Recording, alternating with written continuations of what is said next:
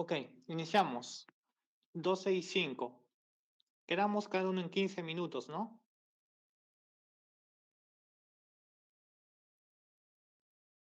Ok, para este tema. Ok, chicos, inicien. Doctor, buenas tardes y compañeros. El día de hoy mi grupo y yo vamos a tocar el tema de artritis idiopática juvenil. Siguiente, por favor. Bueno, para empezar, la artritis idiopática juvenil va a ser la enfermedad del tejido conectivo de curso crónico que más va a prevalecer dentro de la edad pediátrica, ¿no? Es la enfermedad más frecuente dentro de la reumatología pediátrica. Y esta denominación va a albergar a un grupo heterogéneo de artritis idiopáticas que van a, bueno, presentarse antes de los 16 años. Y todas estas van a tener una vía final común que va a ser el engrosamiento y la inflamación del revestimiento articular, tanto de la membrana y el líquido sinovial. Ahora, van a tener como característica en común la afectación de las articulaciones, ¿no? La artritis, junto con un mayor o un menor compromiso sistémico. A su vez, algunos de los subtipos van a presentar otras manifestaciones clínicas características como exantema, uveitis y xerositis, con los cuales vamos a poder hacer una clasificación adecuada y un diagnóstico oportuno también. Siguiente, por favor.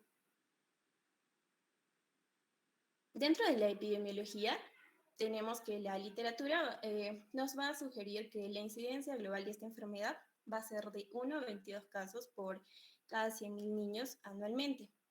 Y la prevalencia de esta enfermedad a nivel global va a ser de 7 a 150 casos por cada 100.000 niños por año. Y va a haber un ligero predominio en mujeres que en hombres en una diferencia de 3 a 1. Ahora, la frecuencia con la que se van a presentar los diversos subtipos de artritis idiopática juvenil van a estar en función a las diferencias geográficas y étnicas, porque, por ejemplo, se hizo un estudio en los cuales se mostró que los niños afroamericanos tenían más probabilidades de tener un inicio, por ejemplo, poliarticular que los niños caucásicos, que con mayor frecuencia presentaban una artritis idiopática oligoarticular. Y también se mencionó que, por ejemplo, entre los niños japoneses era más común la enfermedad sistémica que la oligoarticular. Y bueno, todo ello está en relación a los factores genéticos, ¿no? También se realizaron diversos estudios que, por ejemplo, mostraban que en Turquía había una incidencia de la enfermedad de 60 casos por cada 100.000 niños, en comparación con estudios que se realizaron en Australia, ¿no? Que la incidencia era de 400 niños por cada 100.000 habitantes, no, pediátricos. Ahora, dentro de todos estos casos, voy a mencionarlo de acuerdo a la frecuencia, cuáles son los más comunes. El 50% de casos van a corresponder a la artritis idiopática juvenil oligoarticular, seguido de la artritis idiopática juvenil poliarticular, que ocupa un 25% de todos los casos. Le sigue la artritis idiopática juvenil sistémica, que llega a ocupar el 15% de las estadísticas. Y en cuarto lugar tenemos la artritis relacionada con éntesis, que ocupa entre los 10 y 15% de casos también. Y por último tenemos y en menor porcentaje a la artritis psoriásica, la cual no es muy frecuente. Ahora, también existe un pequeño porcentaje de artritis indiferenciada que puede llegar a ocupar un 10% del total de casos. Ahora, cada una de estos subtipos tiene sus propias características y, por ejemplo, la edad de inicio también varía de acuerdo a cada uno de ellos. Por ejemplo, la artritis idiopática juvenil oligoarticular va a tener una presentación entre los 2 y 4 años de edad, que, por ejemplo, es muy diferente a la poliarticular, la cual va a tener 2 picos de presentación, que van a ser entre los 2 y 4 años, o también puede ser entre los 6 y 12 años. La sistémica, por ejemplo, se puede presentar a cualquier edad y la artritis relacionada con éntesis generalmente se ha estudiado que se tiene una media de presentación a los 6 años. Igual que, por ejemplo, en la artritis psoriática, que puede empezar entre los 2 y 4 años o entre los 9 y 11 años, como podemos ver en el cuadrito. Siguiente, por favor.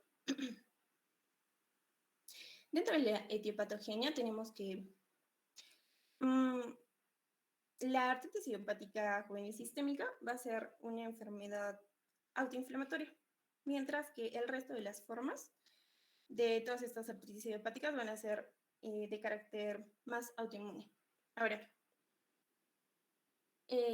hablando primero de la artritis idiopática sistémica, juvenil sistémica, perdón, va a tener esta una etiopatogenia multifactorial, ya que va a comprender mecanismos tanto inmunológicos como ambientales, que van a actuar en los individuos que van a estar genéticamente predispuestos. Ahora, por ejemplo, en el subtipo que es la artritis idiopática juvenil sistémico, va a tener una base autoinflamatoria con alteración de la inmunidad innata frente al resto de los otros subtipos que van a poseer un componente autoinmune, pero también van a estar asociados a una alteración de la inmunidad adaptativa, tanto la humoral como la celular, como podemos ver en la tabla. Y bueno, actualmente se conoce que la artritis idiopática juvenil sistémica se va a producir como una consecuencia de una desregulación o alteración de lo que es el sistema inmune innato. Esta va a estar caracterizada por la activación anómala de los fagocitos que van a conducir a un aumento de las citoquinas inflamatorias, como podemos ver, ¿no? La interleucina 1, 6 o 18, incluso algunas proteínas como la S100, que como podemos ver en el cuadro. Estas van a ser responsables de sus manifestaciones clínicas específicas, que más adelante ya lo van a mencionar. Y a su vez, este subtipo va a estar en relación con la alteración de genes que van a codificar estas interleucinas, específicamente la interleucina 6 y el factor inhibidor de los macrófagos.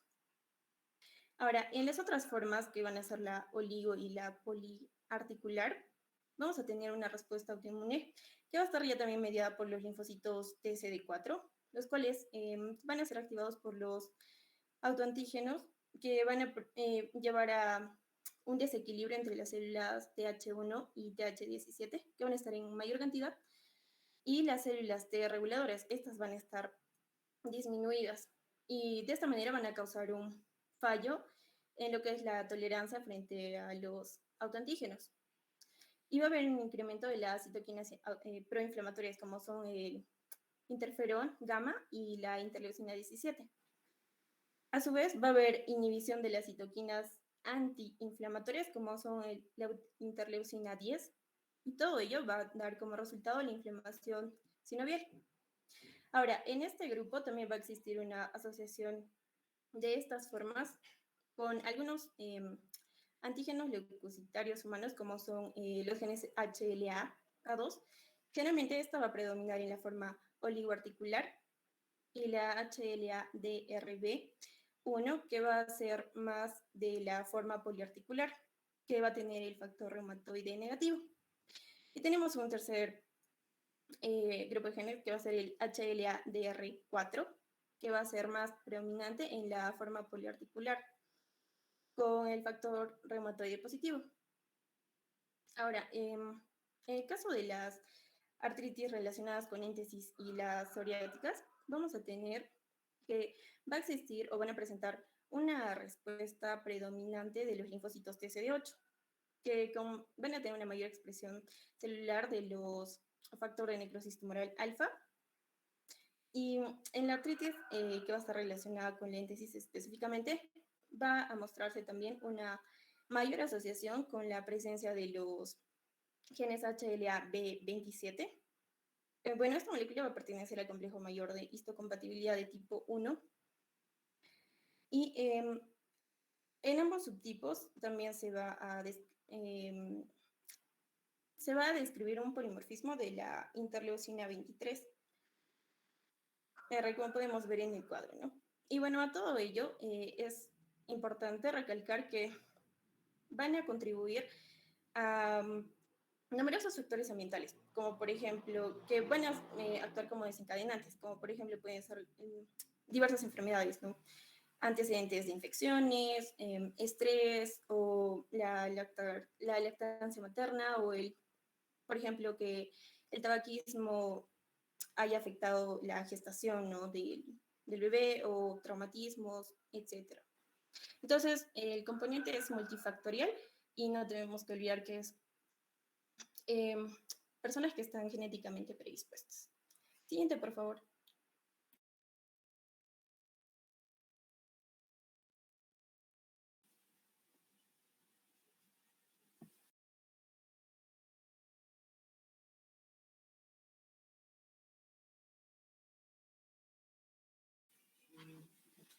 Bueno, doctor Jumenal, compañeros presentes, tengan ustedes muy buenas tardes. Soy la alumna Luisa Shirley Pilar Roque y continuando con el tema de exposición, yo les voy a hablar sobre el diagnóstico diferencial de esta. Bueno, en la artritis idiopática juvenil tenemos que tener en cuenta de que esto se puede presentar de diferentes maneras. En acá vamos a tener los diagnósticos diferenciales que pueden ser reactivas, infecciosas, algo muy importante que va a ser malignidad y también se pueden presentar sistémicos. La artritis se puede considerar reactivas, por ejemplo, tenemos las posentéricas, que estas van a ser comunes sobre todo, o puede presentarse sobre todo con cuadros diarreicos. Tenemos el síndrome de Reiter, que este se puede presentar como un debut, puede estar debutando el paciente con este síndrome y mayormente es de tipo espondiloartritis. También tenemos la fiebre reumática, pero es un caso menos frecuente, y tenemos también la infección post-estreptósica, que va a ser, mayormente esta se va a presentar porque va a estar reactiva por el estreptococo, que va a estar in situ. O sea, ¿qué quiere decir eso? Que no se va a encontrar en el líquido o en la membrana sinovial, sino va a haber una infección dérmica o una infección dérmica que a la distancia va a producir una sinovitis de este tipo inmunológico. También vamos a tener las infecciosas, muy importante, que se puede dar por una artritis séptica infecciosa. Pero, por ejemplo, la diferencia de esta, ¿no? Es de que estas artritis sépticas mayormente van a ser monoarticulares, ¿no? En cambio, el diagnóstico, la artritis idiopática juvenil, esta se va, bueno, vamos a ver más adelante la clasificación, que estas ya van a ser oligoarticulares.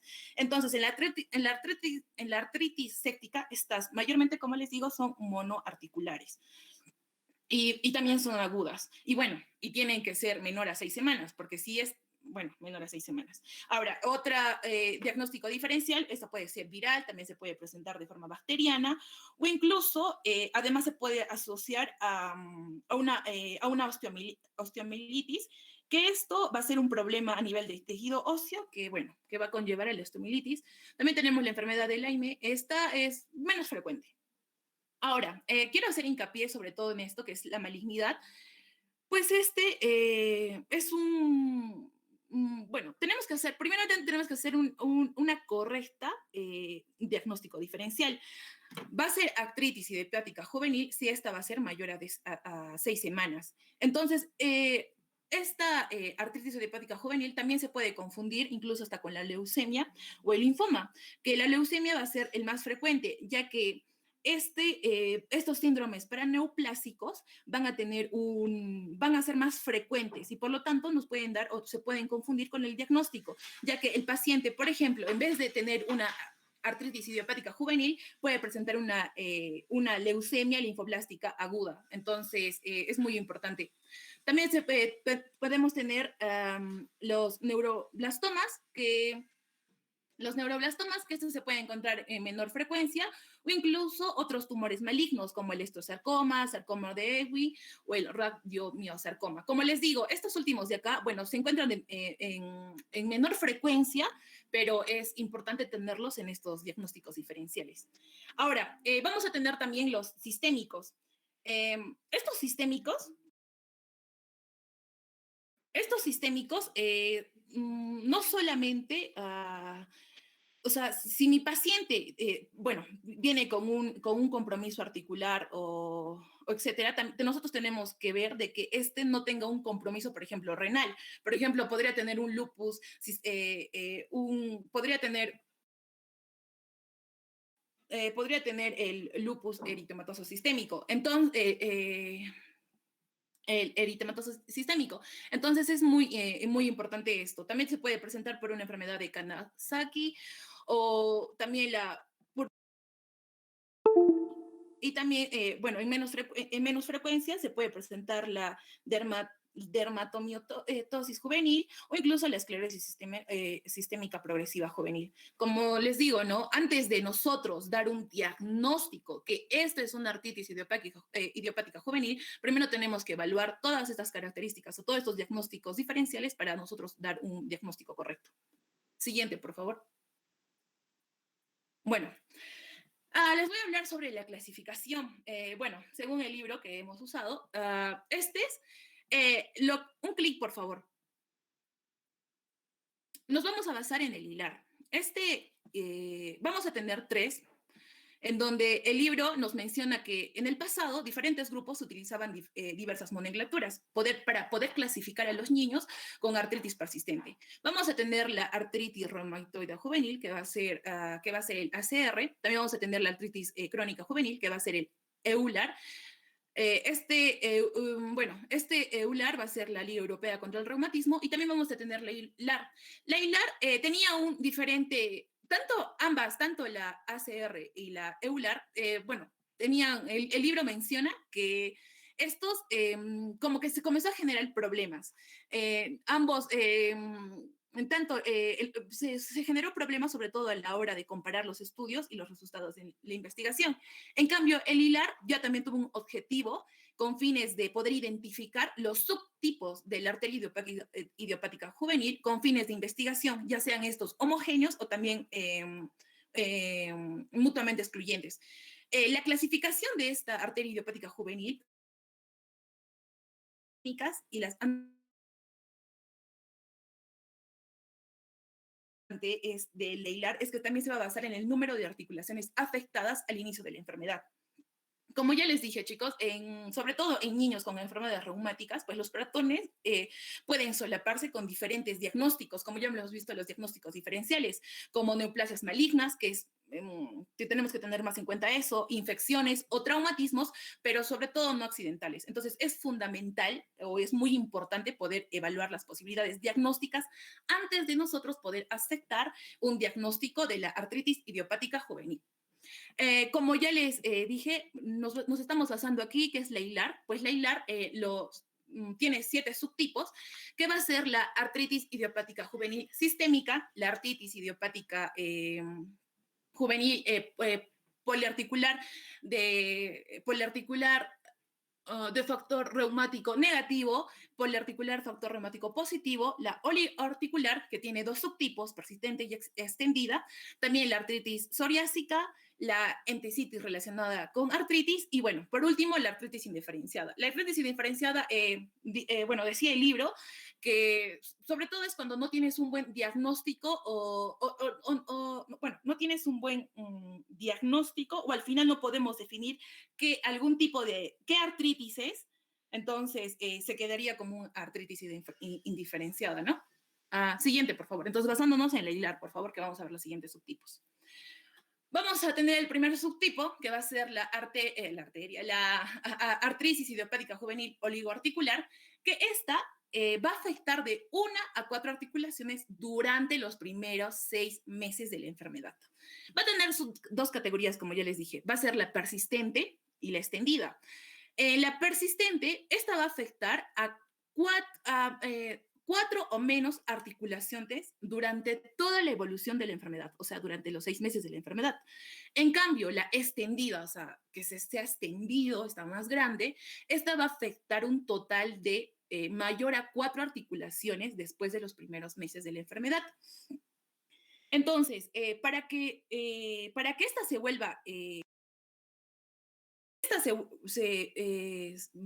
va a encontrar de manera extendida, quiere decir de que se va a desarrollar de 5 a más... esta va a afectar de 5 más articulaciones. Por ejemplo, puede presentarse en el tobillo, muñeca, compromiso de manos. Esto mayormente va a ser asimétrico, y también vamos a encontrar el BCG elevado. Algo muy importante también es que mayormente va a tener un predominio de articulaciones grandes de los miembros inferiores, que va a ser el 50%. Mayormente se va a presentar en la rodilla, seguida por el tobillo. También, como ya les dije, también se puede ir hacia las manos. Mayormente tiene un compromiso simétrico, pero como dice ahí, va a ser un predominio de miembros inferiores, que va a ser casi un 50%. Bueno, También mayormente van a estar en aquellos pacientes que tengan los anticuerpos positivos. Estos van a tener una mayor predisposición a presentar una uveitis. Así que es muy importante, el momento de diagnosticar esta artritis, es muy importante mandarle al paciente al oftalmólogo durante los 3, 6, 12 meses para poder evaluar esta uveitis, ya que esta uveitis es asintomática. Entonces, al ser asintomática, pues tenemos que tener incluso mucho más cuidado a las complicaciones que pueda tener más adelante, ¿no? Bueno, en esta imagen de aquí, justamente, esta va a ser una artritis idiopática juvenil oligoarticular, en donde lo que podemos ver se evidencia que en ambas piernas va a tener un témpano positivo, y además de esto va a haber un aumento, ¿no? Como pueden ver, va a haber un aumento suprarrotuliano.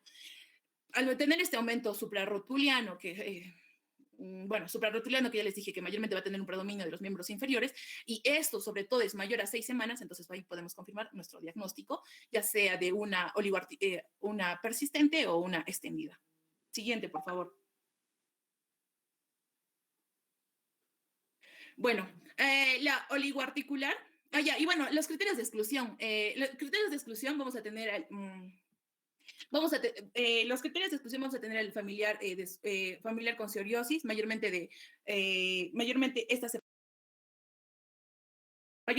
esto se puede presentar tanto en primero y segundo grado de los parientes, también familiar, o vamos a tener la enfermedad familiar que va a ser asociada al HLA-B27 positivo. También un criterio de exclusión va a ser una artritis idiopática juvenil sistémica, un factor reumatoide positivo, o bueno, y la HLA-B27 que se puede encontrar de manera positiva. Y esos van a ser los criterios de exclusión que tenemos que tener en cuenta.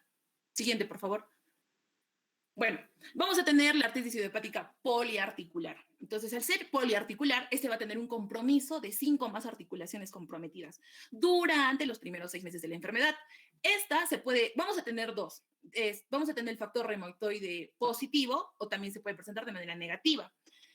Si esta va a ser positiva, va a ser una artritis que va a afectar a mayor o igual que 5 articulaciones durante los primeros 6 meses de la enfermedad.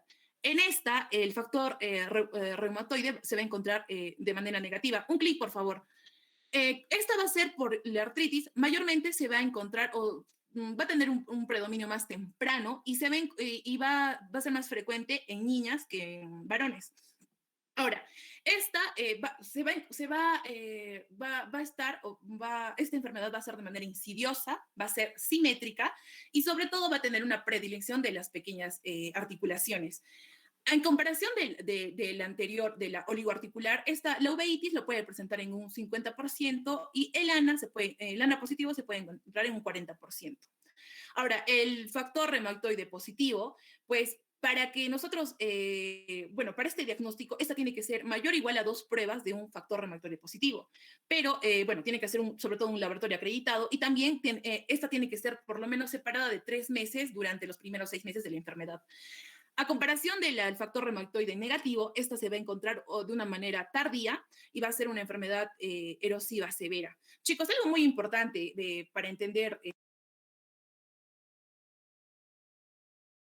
qué es la artritis idiopática juvenil, o sea, hasta qué año yo puedo tener este diagnóstico. Primeramente, la definición va a ser una enfermedad crónica de infancia caracterizada por una inflamación articular persistente. Ahora, idiopática, desconocida. Y juvenil, pues son síntomas antes de los 16 años de edad y persisten por lo menos de 6 meses. Entonces, es algo muy, muy importante. Un clic, por favor. Entonces, si es poliarticular, mayor a 5. Oligoarticular, estas encontramos de 2 maneras, extendida y persistente. Esta también se encuentra de manera insidiosa, simétrica, va a tener también predicción por las pequeñas articulaciones, pero también se puede tener predicción por las grandes articulaciones. Muy importante. Este factor reumático positivo, podemos encontrar fiebre baja, anemia o incluso hasta los marcadores de inflamación. Y como hemos visto en la anterior clase, el factor reumatoide positivo y el anti-CCP se puede encontrar positivo, sí. ¿Por qué? Porque quiere decir de que va a haber un mayor índice de erosiones articulares y así, por lo tanto, vamos a tener va a haber la presencia de nódulos reumatoides y también podemos encontrar vasculitis. Siguiente, por favor. Ya, y los criterios de exclusión igual para familiar con psoriasis, familiar con enfermedad asociada al HLA d 27, también una artritis idiopática juvenil sistémica, y bueno, siguiente, por favor. Y la artritis relacionada con entesitis, bueno, esta artritis, mayormente se va a estar definida como una artritis más una entisitis. ¿Qué es la entisitis? Bueno, va a ser el sitio de inserción, ¿no? Donde se van a insertar los ligamentos, tendones, incluso hasta la piel en el hueso. Entonces, esta se puede encontrar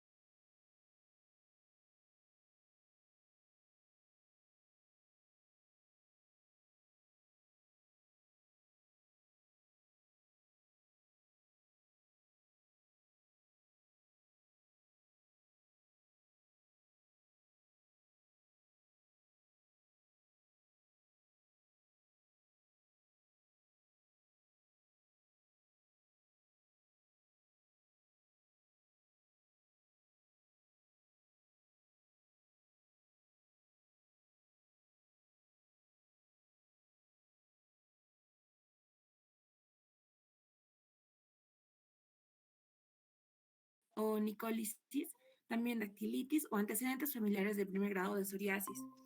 Representa del 2 al 5% de todas las artritis idiopáticas juveniles, con un ligero predominio femenino y un patrón de inicio bimodal, que va a ser de 2 a 4 años y también de 10 a 12 años. Aparecen los primeros 2 años de inicio de la artritis con síntomas cutáneos en niños que van a ser síntomas generales de artritis. También se considera que hasta el 80% de los pacientes van a presentar una psoriasis vulgar clásica o psoriasis en placas caracterizada por lesiones eri- eritomatodeescamativas bien delimitadas y que aparecen sobre las superficies extensoras que van a estar en los codos y rodillas, también en el cuero, en el cuero cabelludo y también en el tronco. Siguiente.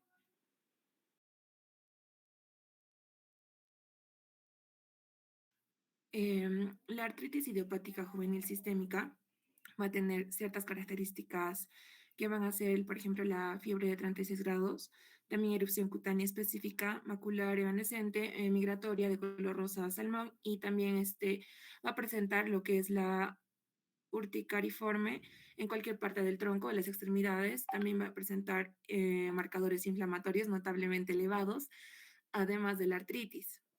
También tiene otras características sistémicas que son linfadenopatía, esplenomegalia, serositis, cefaleas y dolor de garganta. Rara vez va a ocurrir en adultos, pero cuando se presente en este caso se va a llamar enfermedad de Still de inicio en el adulto. Con respecto a la presentación, puede variar desde mínima o oligoartritis a poliartritis y no se va a correlacionar con la gravedad de las manifestaciones sistémicas.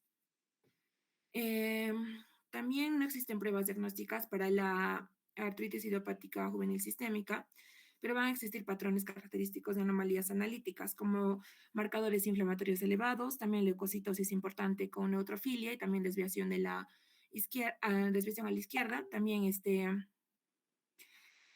trombocitosis y anemia. Y en casos graves también se va a presentar lo que es las transaminasas hepáticas alteradas, también la aldolasa, la ferritina, los productos fraccionados de fibrina y también las pruebas de coagulación que pueden ser anómalas y ser signos de síndrome de activación macrocítica temprana o inminente.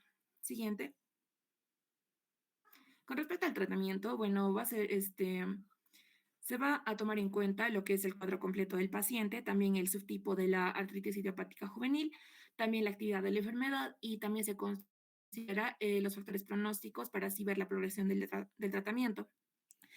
Entonces van a haber ciertos escalones en lo que es el tratamiento que va a ser en caso de artritis en niños, primero se va a sospechar de una artritis idiopática juvenil. En el primer escalón va a tenerse en consideración lo que es el uso de AINES. En el segundo escalón va a tener el uso de corticoides. También seguidamente en el tercer escalón se va a tomar en consideración el uso de fármacos antirreumáticos modificadores de la enfermedad. Y también en el cuarto escalón se va a tener en consideración lo que son los fármacos biológicos.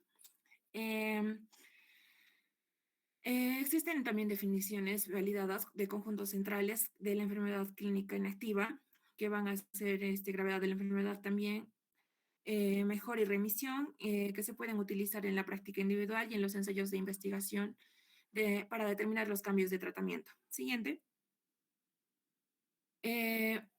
Los fármacos que van a ser considerados son aquellos que van a estar aprobados por la FDA. Por ejemplo, el Abatacept, que tiene una dosis de 10 miligramos por kilogramo, va a ser de administración intravenosa. También el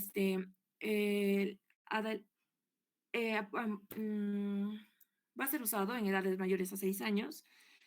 Luego también está el adalimumab, que tiene una dosis de 24 miligramos por metro. En pacientes menores a 30 kilogramos, la dosis va a ser de 20 miligramos y pacientes mayores de 30 kilogramos va a ser 40 miligramos. Esto en edades de mayores a 2 años. Otro fármaco considerado también es el canakinumab, que va a tener una dosis de 4 miligramos por kilogramo en edades mayores a 2 años. Siguiente. Otros fármacos considerados también van a ser, por ejemplo, el etanercept, que va a ser usado en edades mayores a 2 años con una dosis de 0.8 miligramos por kilogramo por semana. O también una dosis de 0.4 miligramos por kilogramo en una dosis máxima de 25 miligramos por dosis. Otro fármaco también considerado va a ser el metotrexato, que va a tener una dosis de 15 miligramos por metro cuadrado por dosis, que va a tener una frecuencia habitual semanal. Y otro va a ser el tocilizumab, que va a tener una dosis en personas menores a 30 kilogramos de 12 miligramos por kilogramo, y en aquellos mayores a 30 kilogramos va a ser la dosis de 8 miligramos por kilogramo. Estos dos en pacientes con artritis idiopática juvenil sistémica. Y en artritis idiopática juvenil poliarticular o uveitis va a tener una dosis en pacientes menores a 30 kilogramos de 10 miligramos por kilogramo, y en aquellos mayores de 30 kilogramos va a tener una dosis de 8 miligramos por kilogramo. Siguiente. Ahora, con respecto al uso de fármacos antiinflamatorios no esteroideos, estos van a ayudar a controlar los síntomas de dolor y rigidez, pero no está del todo considerado en el tratamiento. Su uso también está disminuyendo con el paso del tiempo y se debe considerar como monoterapia en el tratamiento inicial en pacientes con baja actividad de la enfermedad. Y si no se logra el control en 1 o 2 semanas, se debe considerar un tratamiento adicional. 1 o 2 meses, disculpe. Con respecto a las inyecciones intraarticulares de esteroides, el uso de ensayos clínicos aleatorios y controlados de hexacetónido de triamcinolona intraarticular de 1 miligramo por kilogramo en las articulaciones grandes va a ser la administración, y también de 0.5 miligramos por kilogramo en las articulaciones más pequeñas. El tratamiento temprano se espera en los esteroides intraarticulares. Se espera que estos den como resultado una mejoría clínica de las artritis durante un tiempo de más de 4 meses. Y también se considera que estos esteroides intraarticulares se deben administrar bajo una sedación o también anestesia general en los jóvenes. En el caso de que la artritis es recidiva, se pueden repetir las inyecciones se pueden repetir las inyecciones articulares hasta 3 veces en un periodo de 12 meses. Y en el caso de las articulaciones que sean difíciles de alcanzar, se puede inyectar mediante el uso de ecografía o radioscopía para ayudar en su administración. El uso de estos esteroides intraarticulares para la artritis activa ha sido indicado para las recomendaciones del American College of Rheumatology con independencia del tratamiento simultáneo el subtipo de artritis idiopática juvenil y también la actividad de la enfermedad con las características pronósticas o la contractura articular. Siguiente. El uso de corticosteroides en niños con artritis idiopática juvenil. Las pruebas del uso de estos se han realizado para la sinovitis de artritis idiopática juvenil, son controvertidas y también conflictivas. En el caso del American College of Rheumatology, fue incapaz de realizar recomendaciones específicas, excepto en aquellos que tienen artritis idiopática juvenil sistémica con características sistémicas graves. Estos se deben utilizar con moderación en el tratamiento de cualquier subgrupo de artritis idiopática juvenil debido a la a la grave morbilidad asociada con el uso crónico de estos, incluso con dosis bajas. Las dosis bajas van a ser de 0.1 a 0.5 miligramos de equivalente de prednisona por kilogramo por día. En el caso del metilprednisona intravenoso, va a ser una dosis de 30 miligramos por kilogramo por día con una dosis máxima de 1000 miligramos al día durante 1 a 3 días. En el caso de la artritis idiopática juvenil poliarticular, para abarcar las características inespecíficas de dolor y también astenia, mientras se espera que los fármacos antirreumáticos modificadores de la enfermedad o los tratamientos biológicos logren el efecto terapéutico. En el caso del metotrexato va a ser eficaz, seguro, y el fármaco antirreumático modificador de la enfermedad más comúnmente utilizado en este tipo de patologías. Todos los subtipos de artritis idiopática juvenil, también el factor predictivo más potente de respuesta al metotrexato a los 6 meses de tratamiento. Se va a sugerir que empiece pronto el tratamiento con metotrexato y esto llevará a una mejor respuesta. La dosis máxima de este va a ser de 0.6 miligramos por kilogramo, una vez a la semana de metotrexato parenteral, y en pacientes con una gravedad de la enfermedad va a tener una dosis baja de 8 a 12.5 miligramos por metro por semana, oral o parenteral, y puede ser eficaz, y esas dosis van a ser eficaces y pueden ser similares en seguridad. Siguiente. Fármacos biológicos, en esto se va a considerar los inhibidores del factor de necrosis tumoral y también el abatacept. En el caso de los inhibidores del factor de necrosis tumoral, son eficaces en niños con poliartritis de cualquier tipo de cualquier subtipo de artritis idiopática juvenil, aunque no tiene mucha eficacia en la sistémica. Se va a considerar dentro de este al etanercept y también al adalimumab, y van a presentar una elevada eficacia y seguridad. La combinación de metotrexato con etanercept o adalimumab parece ser más eficaz que la monoterapia contra el factor de necrosis tumoral. A dosis bajas de metotrexato administradas de forma simultánea puede reducir el riesgo de neutralizar el desarrollo de anticuerpos, como ocurre en los adultos. Y también se va a considerar acontecimientos adversos relacionados con los inhibidores del factor de necrosis tumoral, que van a ser infecciones graves, también procesos desmielinizantes, neuritis óptica, reacciones en el lugar de la inyección, también reacciones a la infusión y el desarrollo de la de enfermedades autoinmunes. En el caso de pacientes con artritis idiopática juvenil que no estaban tomando metotrexato o inhibidores del factor de necrosis tumoral, van a seguir o siguen presentando una tasa doblemente incrementada de lo que van a ser infecciones bacterianas graves que van a requerir hospitalización. Y en caso de niños con artritis idiopática juvenil, no presentaron un aumento de la tasa de infecciones con el uso de metotrexato o inhibidores del factor de necrosis tumoral, pero sin embargo tuvieron 3 veces más infecciones con el uso de altas dosis de esteroides. Por otro lado, el abatacept va a ser una proteína de fusión de la molécula inhibidora, coestimuladora de origen natural. Y este va a ser el único inhibidor coestimulador de linfocitos T que va a ser utilizado en la artritis inflamatoria.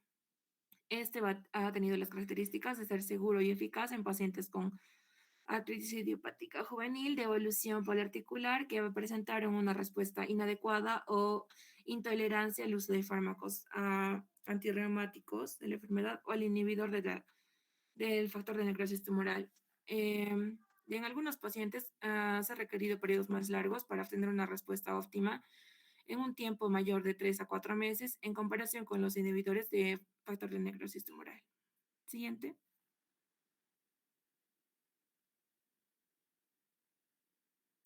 Eh, Ahora, con respecto a los inhibidores de la interleucina 1, se va a considerar al anakinra, que fue el primer inhibidor de la interleucina 1 desarrollado a partir del antagonista del receptor de la interleucina 1 endógeno, aunque también se considera que no se ha aprobado para su uso en la artritis idiopática juvenil. Con respecto a esto, se han desarrollado dos inhibidores más de la interleucina 1, que son el canakinumab y también el rilosnaseb, que van a ser eficaces y seguros en los ensayos clínicos aleatorios y controlados de pacientes con artritis idiopática juvenil sistémica. En el caso del canakinumab, es un anticuerpo monoclonal completamente humano contra la interleucina 1B que puede administrarse mensualmente. Y en el caso del rilonacept, es una proteína de fusión de moléculas del receptor de la interleucina 1 y la porción FC de la IgG, que pueden unirse a la interleucina 1 alfa y a la interleucina 1 beta y la interleucina 1 RA, y se administra cada 2 semanas. En el caso de pacientes con artritis idiopática juvenil sistémica, van a sufrir graves complicaciones. Por otro lado, los inhibidores de la interleucina 6, como por ejemplo el tocilizumab, es un anticuerpo monoclonal completamente humano que va a estar dirigido contra el receptor de la interleucina 6 y va a ser muy eficaz en pacientes con artritis idiopática o juvenil sistémica y también simplemente artritis idiopática juvenil de evolución poliarticular. Este grupo de inhibidores o de fármacos fue seguro y eficaz en pacientes sin tratamiento biológico previo y también en aquellos que van a ser resistentes al tratamiento biológico, comparable a la eficacia del etanercept y también del adalimumab en pacientes con artritis idiopática juvenil de evolución poliarticular. En el caso de pacientes con poliartritis que recibieron metotrexato y tocilizumab concomitantes, presentaron una mejor respuesta en comparación con aquellos que no recibieron metotrexato. Y también se observaron infección, neutropenia y transaminitis reversible con una elevación de leve a moderada de las concentraciones de lipoproteínas de baja densidad y colesterol en el ensayo con pacientes con artritis idiopática juvenil de evolución poliarticular. Y otros fármacos antirreumáticos modificadores de la enfermedad y biológicos van a ser el rituximab, que puede considerarse una opción terapéutica para aquellos pacientes que no han respondido a otros tratamientos y continúan teniendo una actividad de la enfermedad elevada y también resistente. Siguiente.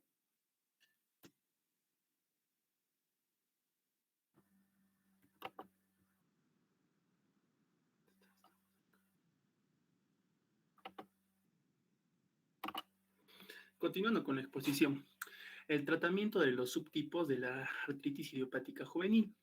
Primero tenemos el tratamiento de la artritis idiopática juvenil oligoarticular. El tratamiento de estos pacientes con artritis en 4 o menos articulaciones suele abordar de una forma escalonada, como mis compañeros le han explicado. Una característica de un mal pronóstico de esta artritis va a consistir en la afectación de la cadera o la columna cervical.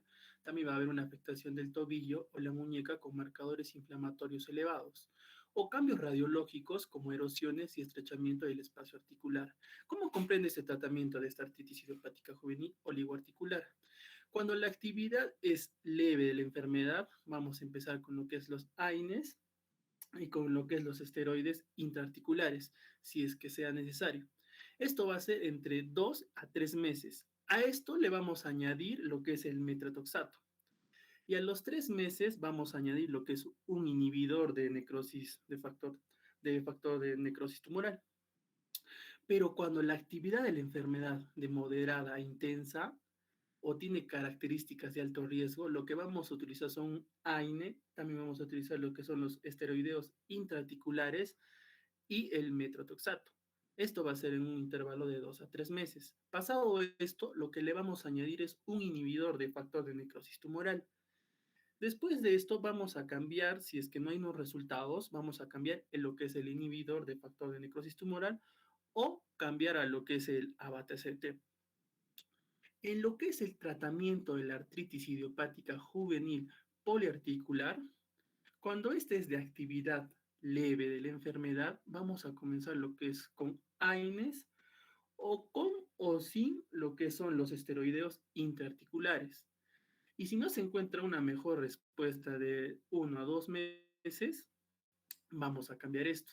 Pero también se dice y he leído que este tratamiento de empiezo también va a ir de 1 a 2 meses, no puede ir a más de esta. Y como toda enfermedad de la artritis, tiene que ser un escalonado. Entonces, podemos tener un tratamiento con un solo fármaco biológico, que si no se encuentra una mejor respuesta en 2 a 3 meses, lo que podemos hacer es considerar la adición de un fármaco no biológico, un cambio de fármaco biológico. También podemos añadir a esta lo que es una combinación temprana de un fármaco no biológico más un fármaco biológico. También puede ser con o sin lo que son los esteroideos intraarticulares. Estas también, si no se ve ningún cambio entre los 2 o 3 meses, vamos a considerar el aumento del fármaco o cambio del fármaco biológico. También podemos reforzar este tratamiento. Este tratamiento se puede reforzar con los AINES más un fármaco no biológico, con o sin lo que son los esteroideos intraarticulares. Y si no vemos ni un cambio entre los 2 y 3 meses, vamos a considerar también el aumento o el cambio del fármaco considerado como un fármaco biológico. Pero el fármaco que se debe utilizar en primera línea y primera elección va a ser el metrotexato. Entre los 2 y 3 meses podemos cambiar o aumentar. Pero, ¿qué pasa cuando pasan 4 meses? Cuando la pasan los 4 meses, lo que debemos aumentar lo que son los fármacos de inhibición de factor de necrosis tumoral. Si hay actividad moderada o alta de la enfermedad, las recomendaciones de la ACR indican cambiar a otro inhibidor de factor de necrosis tumoral o a otro fármaco biológico, el cual puede ser el abatacept. El rituximab, el tocilizumab, el abatacept o diferentes combinaciones diversas del fármaco biológicos se han utilizado después del fracaso de respuesta de los inhibidores de factores de necrosis tumoral, con grados de variables en el éxito de esto. Ya también en los niños con artritis idiopática juvenil poliarticular con factor reumático positivo presentan mayor riesgo de artritis erosiva prolongada en comparación con otros subtipos de artritis idiopática juvenil. Estos niños se deben considerar en la categoría de enfermedad más grave, lo que requiere una intensificación en el tratamiento que debe ser de forma rápida. El tratamiento de la espondilosis juvenil. Hasta la fecha ha habido pocos estudios o ensayos clínicos sobre la espondilosis juvenil.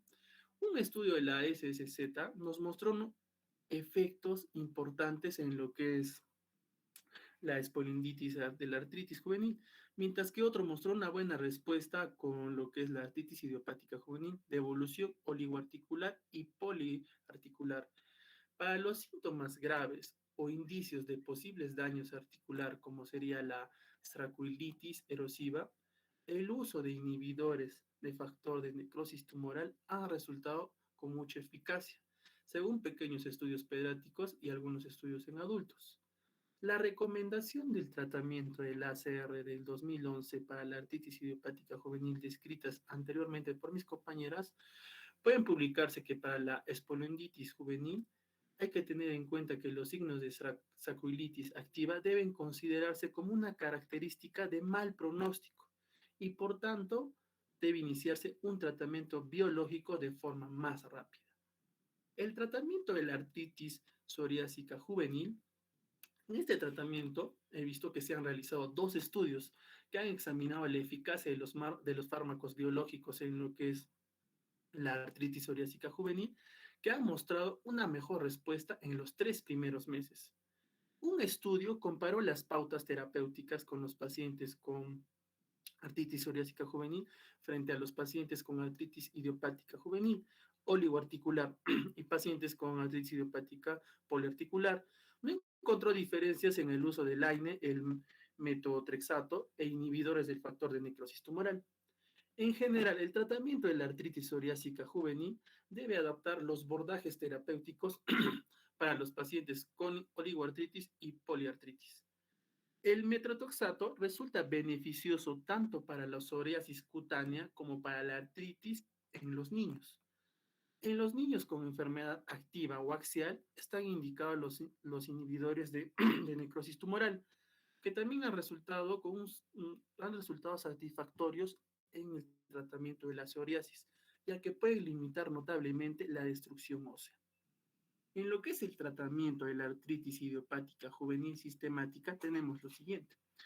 Según este cuadro, si las manifestaciones sistemáticas graves o SAM, SAM es el síndrome de activación de macrófagos. Si hay un SAM normal o un SAM inminente, lo que debemos utilizar son una metilprednisona en pulsos por 3 días y un prednisona de 2 a 3 miligramos por kilogramo por día. Si hay un SAM continuo de más de 2 a 7 días, lo que debemos utilizar es una ciclosporina o una anakinra. El SAM continuo va a resistir al tratamiento. Esto lo que vamos a considerar será la globulina, la antimocasítica, un tepocido y protocolos de LH. Esos van a ser protocolos de linfohistocitosis. También, pues, si hay serositis, lo que debemos utilizar son metilprednisona en pulsos por 3 días o prednisona de 2 miligramos por kilogramo por día o inhibidores de interleucina 1 o inhibidores de interleucina 6. Si hay síntomas sistemáticos o moderados o con sinovitis importante, lo que vamos a utilizar son inhibidores de la interleucina 1 o inhibidores de la interleucina 6. O también podemos utilizar lo que es el metilprednisona en pulsos o 1 miligramo por kilogramo por día de prednisona. Y lo que va a ser opcional en este tratamiento van a ser los AINES y también los esteroideos intraarticulares. Si estos van a ser incapaces de disminuir realmente, tenemos que disminuir lo que son los esteroideos a la actividad continua y utilizar lo que es inhibidores de interleucina 1 o interleucina 6. Si presentan una sinovitis importante con síntomas sistémicos leves o nulos, lo que vamos a utilizar son AINES o esteroideos intraarticulares opcionales. También podemos utilizar lo que es el metotrexato o inhibidor de interleucina 1 o interleucina 6. También podemos utilizar lo que es el metilprednisona en pulsos o 1 miligramo por kilogramo por día de prednisona. Si esta va a ser incapaz de disminuir gradualmente los esteroideos de actividad continua, lo que debemos utilizar son inhibidores de interleucina 1 o 6. Si esto no disminuye gradualmente, vamos a utilizar lo que es el aumento de dosis de inhibidores de citocinas o cambiar entre los inhibidores de interleucinas 1 y 6. También tenemos que añadir a esto el metetoxato o la leflunomida o un inhibidor del factor de necrosis tumoral si predomina la sinovitis. En otras consideraciones, si existe enfermedad grave no controlada continua, vamos a utilizar lo que es la abatacepep, la ledadomina, la talidomina, inhibidores de la calcineurina, una ritasumib, un trasplante de células madre. Ahora les voy a hablar sobre la uveitis. Como mi compañera ya les dio una introducción. La uveitis, va a haber una uveitis anterior crónica. Esta va a estar definida como la inflamación de la uvea anterior, que va a incluir la iris, el cuerpo ciliar y manifestaciones extraarticulares más frecuentes de la artritis idiopática juvenil. La uveitis es más común en pacientes con artritis idiopática juvenil oligoarticular. Se va a presentar entre el 17 y el 26% en estos pacientes. Y en pacientes con artritis idiopática juvenil poliarticular con factor reumatoide negativo, se va a presentar entre un 4 a 25%. Y en pacientes con artritis psoriásica juvenil se va a presentar en un 10%. Esta va a ser infrecuente en pacientes con artritis idiopática juvenil poliarticular con factor reumatoide positivo y en pacientes con artritis espoliendiartritis juvenil. No, ese es disculpen, esa es artritis idiopática juvenil sistemática. En general, la uveitis se observa en el 30% de los pacientes con artritis idiopática juvenil con ANA positivo. También he leído que los factores de riesgo para la uveitis son, entre otros, la positividad del ANA, la edad de inicio, que puede ser entre los 6 años o menos, la duración de la enfermedad, que puede ser de 4 años o menos. También está lo que es el sexo femenino y el subtipo de artritis idiopática juvenil, que puede ser la oligoarticular o el subtipo de artritis psoriásica juvenil. La positividad para Lozana y la edad de inicio en la artritis idiopática juvenil van a ser factores de riesgos más importantes en las niñas que en los niños. La uveitis anterior crónica es típicamente no granulomatosa, recidivante y asintomática, y si se pasa desapercibida puede ocasionar un déficit de visuales graves. Los pacientes que tienen recién el diagnóstico se estudian en las primeras 6 semanas del diagnóstico, porque aproximadamente el 30% de los casos de uveitis se han encontrado al inicio de la artritis idiopática juvenil y el 5 al 10% se han producido antes del diagnóstico. Y el 90% de estos casos de uveitis se han diagnosticado en los primeros 4 años después del diagnóstico de artritis idiopática juvenil, pero se han comunicado que uveitis incluso en la edad adulta. Como mi compañera lo ha comentado, ¿no? Que una vez diagnosticada la artritis idiopática juvenil, deberíamos mandar al oftalmólogo para revisiones continuas para no llegar a esta, ya que esta puede ser asintomática. Los niños con uveitis anterior aguda, como se observa en lo que es la artritis espondiloartritis juvenil, la uveitis suele ser muy sintomática y por tanto solo requiere un cribado anual. Puede que la evolución clínica de la uveitis no transcurra en paralelo con la de la artritis. Los diagnósticos diferenciales de estas van a comprender las causas infecciosas, como la tuberculosis, la toxoplasmosis, el citomegalovirus, el virus del herpes simple, el sífilis, el virus de la inmunodeficiencia humana, una enfermedad de Lyme, una enfermedad por arañazo del gato y hongos. También esta uveitis puede ser de causa secundaria a una enfermedad sistemática, como la enfermedad de BCG, la sarcoidosis, los síndromes autoinflamatorios, que están en la esclerosis múltiple, el tino, el síndrome de nefritis tubo-intersticial y de uveitis, el síndrome de Boctocayani-Harada.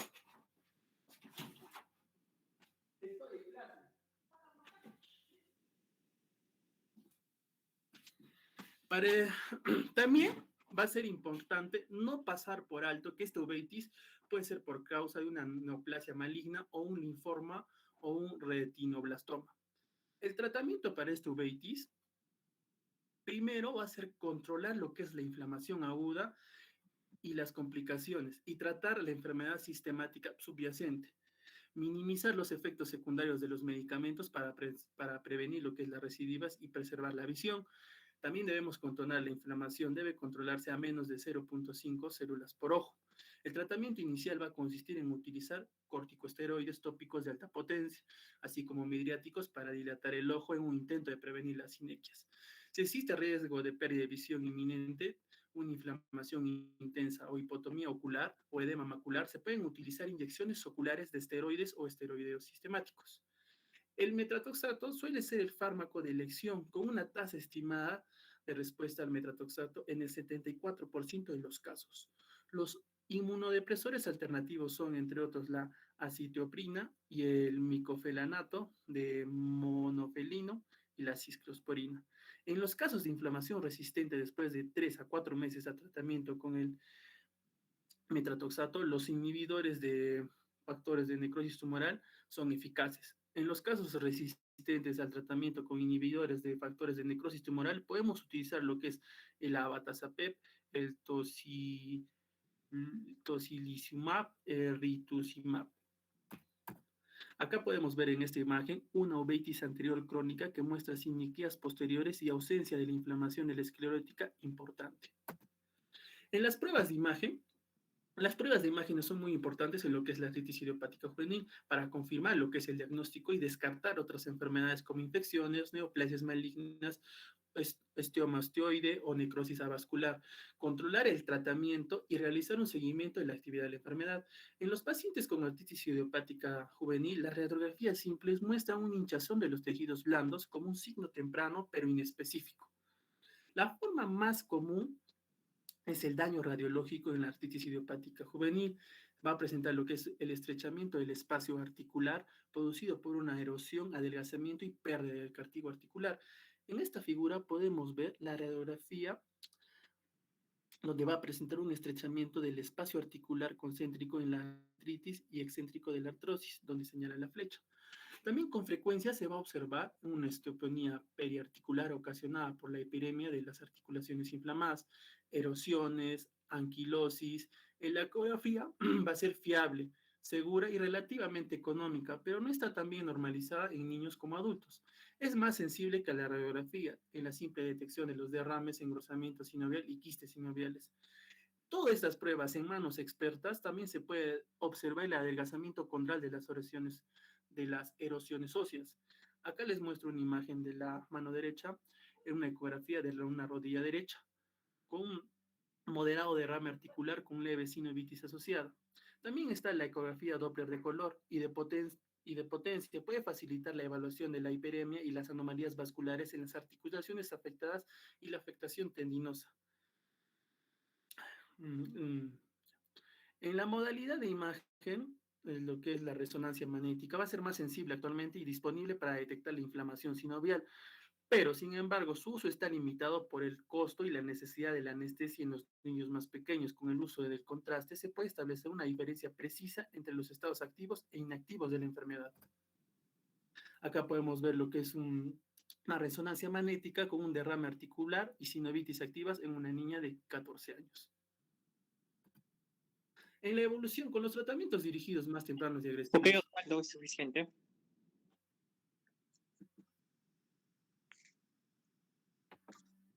Ok, chicos. Mientras se va alistando el grupo panel, siguen compartiendo la pantalla, por favor. A ver, el grupo expositor. Una sugerencia para Osvaldo. No hay que poner tantas letras en una diapositiva. ¿Ok? Segundo, eso va para el grupo y para todos. Bueno, creo que es la primera vez que se los digo, pero sí estoy seguro que va a ser la última vez. Es evidente cuando alguien lee un tema, cuando ha repasado el tema y al menos sabe los conceptos básicos del tema. Es fácil darse cuenta para nosotros de ese aspecto. ¿Ok? Entonces, es importante que ustedes al momento de exponer tengan que saber lo más fundamental del tema, lo más importante de lo que es del tema. Eso para que la exposición sea productiva, para que los conocimientos y los conceptos que vayan a dar, en este caso hacia ustedes, a vuestros compañeros, sea productivo, sea provechoso. ¿Okay? Para mí es fácil darme cuenta quién ha leído, cuándo no leyó, qué tanto ha leído, qué otros artículos ha revisado, por las palabras que dicen, por los conceptos que dan, por la forma en que dicen las palabras, muy aparte del estilo de exposición que cada uno puede tener, ¿no? Si es que es difícil poder sorprendernos. Obviamente, para mí es la última vez que se los digo a todos. Eso va para el grupo, para los que expusieron y los que vayan a exponer de aquí en adelante. Yo no puedo cortarles en la exposición porque simplemente ustedes tienen una nota de la exposición. Okay, entonces ponemos una nota y con eso es suficiente. Y espero que esa parte quede bien clara. Okay. Para exponer tienen que saber el tema, tienen que saber para que la exposición sea provechoso para ustedes. Ok, ¿quién expuso primero?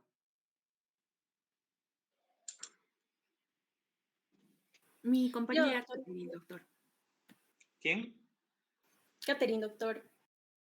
Catherine Pamela, ¿no? Y después Solange, tercera, ¿no? Después siguió Pilares, doctor, después Carvajal y al final Aliaga Pacheco. Ya, genial. También para la próxima, bueno, eso no se los dije, se los digo para los próximos grupos. Como para mí es un poco difícil saber quién está exponiendo y no los conozco totalmente, al iniciar la exposición, como lo dijo Shirley, ¿no? Me toca, soy tal persona, y para que yo pueda tener en cuenta. Igual sí tenía los nombres de Osvaldo porque es el único varón del grupo, pero Catherine fue la que puso primero. Ok, Caroline, tu pregunta hacia el grupo expositor. Presente, doctor. Eh, Cuando hablaron de la artritis sistémica juvenil, perdón, disculpe, de la artritis idiopática juvenil sistémica, mencionaron la alteración de los niveles de ferritina. Mi pregunta va acerca de esto, que si los niveles de ferritina en pacientes pediátricos con fiebre de origen desconocido, eh, ¿a cuánto debe ascender sus valores normales para ser considerado un criterio diagnóstico?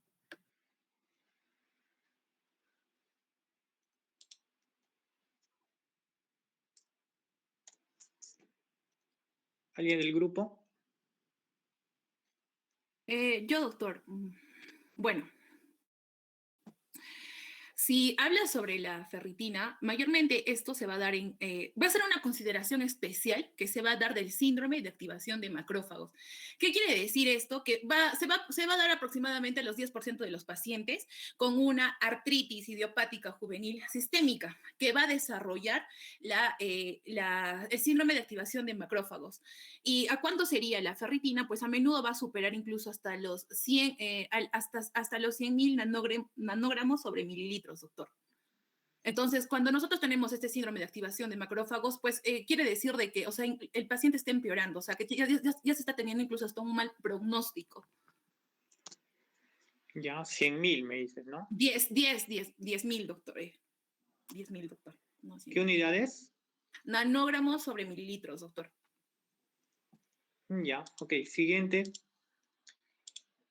en preguntar Gabriela Beriusca.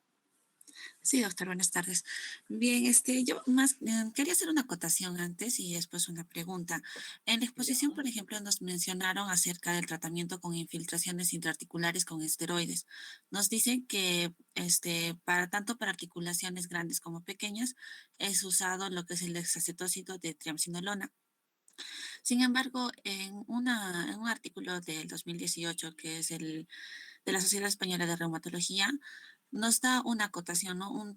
Acerca de lo que es las indicaciones para el uso de estos corticoides y nos dice que no es dable dar lo que es el hexacetónido, perdón, de triamcinolona, tanto para estas articulaciones, para ambas, sino que por sus efectos adversos más que todo, ya que hay atrofia subcutánea e hipopigmentación principalmente en estas zonas, por lo que el hexacetónido de triamcinolona solo se utilizaría para articulaciones grandes y medianas, mientras que para lo que es articulaciones pequeñas y especiales como la subastragalina, por ejemplo, o las vainas tendinosas, sería mejor darles lo que son corticoides solubles como la betametasona y la metilprednisolona.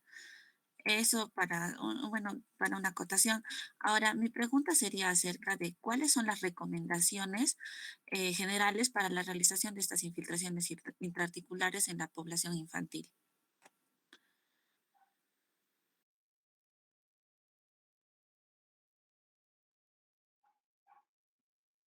¿Alguien del grupo?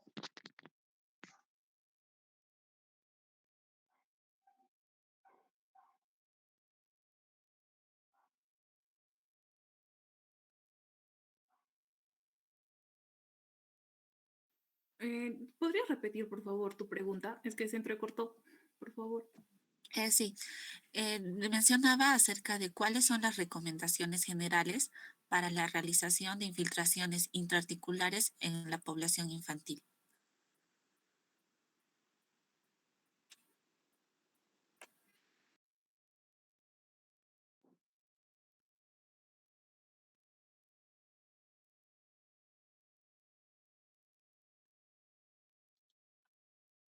Alexandra, tu pregunta.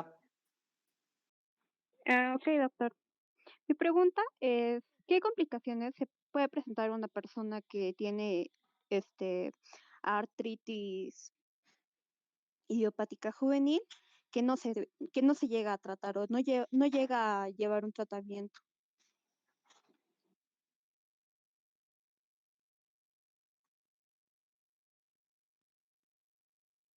Ya, bueno, yo voy a responder. Bueno, usualmente cuando una persona primero que nada lleva un buen tratamiento con un diagnóstico precoz, un tratamiento adecuado, un seguimiento oftálmico también, no suelen presentarse lo que son déficits visuales, pero en el caso de que no sea así, puede presentarse lo que es una pérdida parcial, total o total de la visión, con patologías como las cataratas o glaucoma o también la ceguera.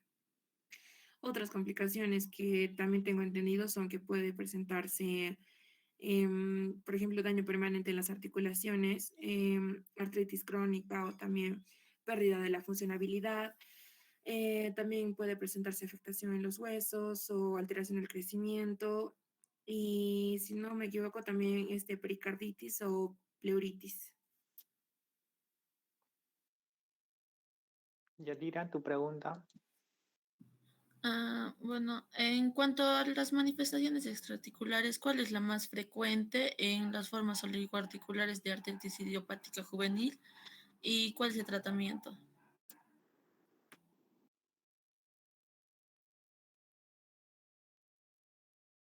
Bueno, como mencionamos también en la exposición, dentro de estas manifestaciones extraarticulares más frecuentes vamos a encontrar la uveitis, que bueno, va a prevalecer más en la forma oligoarticular y bueno, como va a ser de inicio silencioso, se recomienda que durante el primer mes de diagnóstico de la artritis idiopática juvenil, los pacientes visiten al oftalmólogo para que se le pueda hacer un diagnóstico oportuno a través de un examen con lámpara en hendidura. Eh, a su vez, se recomienda la frecuencia de evaluación oftalmológica de acuerdo a los factores de riesgo que vaya a tener, ¿no? Si es un paciente con riesgo elevado, se recomienda que sea una vez cada 3 meses, y si es de riesgo moderado, cada 6 meses, o si es de bajo riesgo, cada una vez al año. Mm, Ok. Yadira, ¿qué opinas de tu pregunta? ¿Cuál es la respuesta? Mm, Sí, doctor, la manifestación extraarticular más frecuente en lo que son las formas oligoarticulares es la uveitis crónica y esta puede llegar a evolucionar a lo que es la ceguera. Generalmente se presenta en lo que son los 2 primeros años de la enfermedad y en algunos casos puede incluso preceder a la artritis, y para lo que es el tratamiento se puede iniciar con lo que son corticoides y midriáticos tópicos, y si no se controla, los corticoides subconjuntivales. Ok. ¿Cuántos tipos de uveitis hay, Yadira? Lo que es la uveitis anterior, conjuntivitis y la posterior. ¿Ya? ¿Cuál es? La anterior Y la posterior. y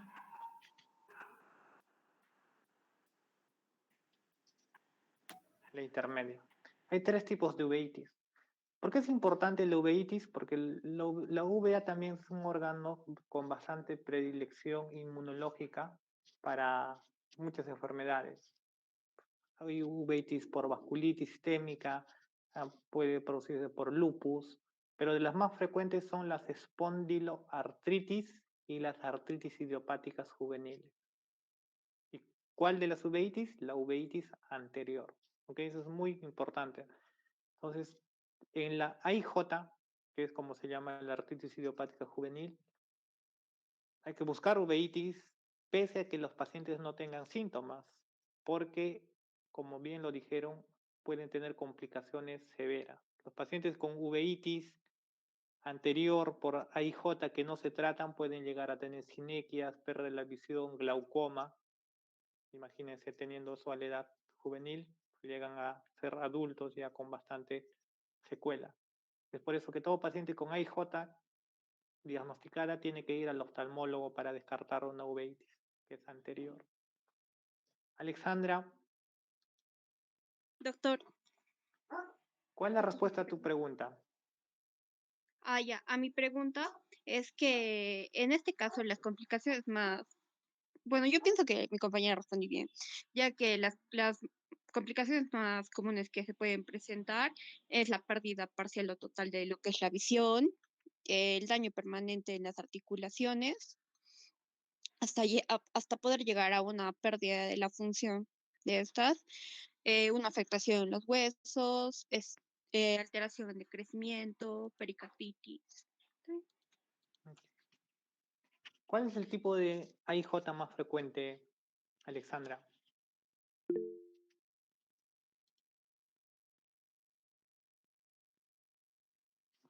Diego, comparte la pantalla, por favor,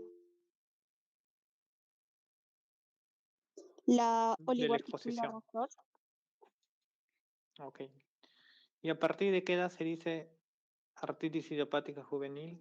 Eso lo mencionaron muchas veces. Bueno, una vez, Yo leí pero que fue era desde los intensamente. 16 años. Ok. Eso es importante. Y es para todos. AIJ, casi todo lo juvenil siempre 16 años. El corte es 16 años. Cualquier paciente que haga una artritis de menos de 16 años, una artritis crónica, es una artritis idiopática juvenil y tienes 7 grupos. ¿Ok? Gabriela, la Sí, doctor. respuesta a tu pregunta. Bien, entre las recomendaciones para la realización de infiltraciones intraarticulares era acerca de, bueno, por ejemplo, infiltrar una o dos articulaciones por procedimiento. La siguiente es reinfiltrar pasadas al menos 2 a 4 semanas, si se precisa. No se puede infiltrar más de 3 a 4 veces al año la misma articulación. Se debe hacer uso de algún anestésico local tópico subcutáneo. Reposo articular debe ser de 24 a 48 horas tras el procedimiento y la anestesia general o sedación consciente en los casos necesarios.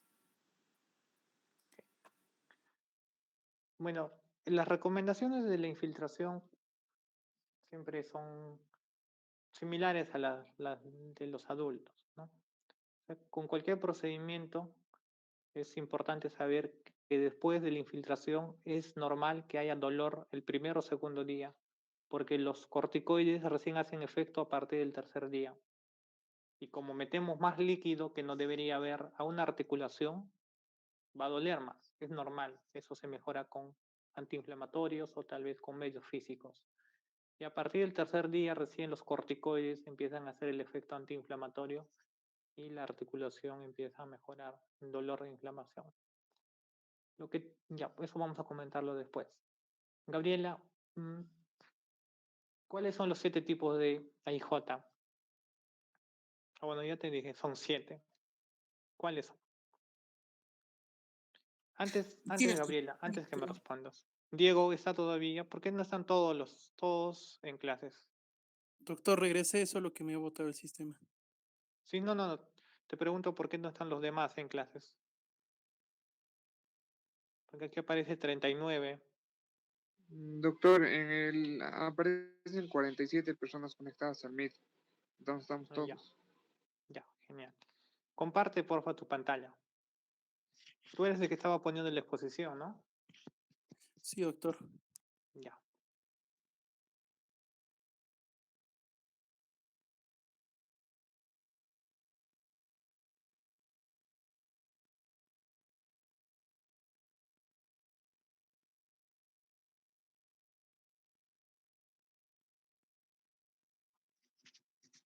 Ok.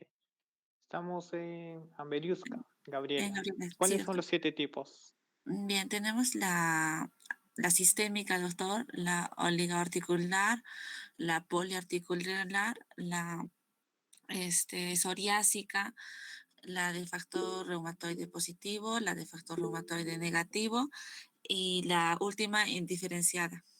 Ah, y perdón, y también la entesitis, si no me equivoco. Ya son 8. Sí, Porque la poliarticular, factor reumatoide negativo, positivo, corresponden a un solo grupo.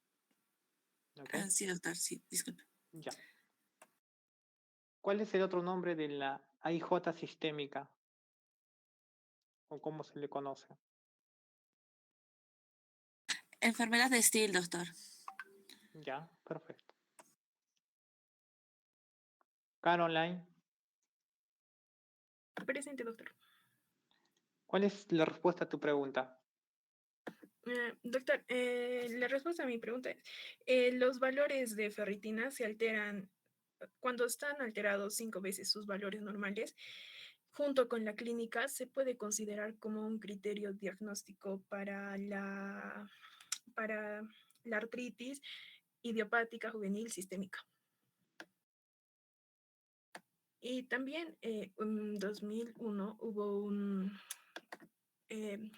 unos criterios que fue dado por Fautrell y sus colaboradores, en donde también se consideraba la ferritina como con una sensibilidad del 80.6% y con una especificidad de 98.5%.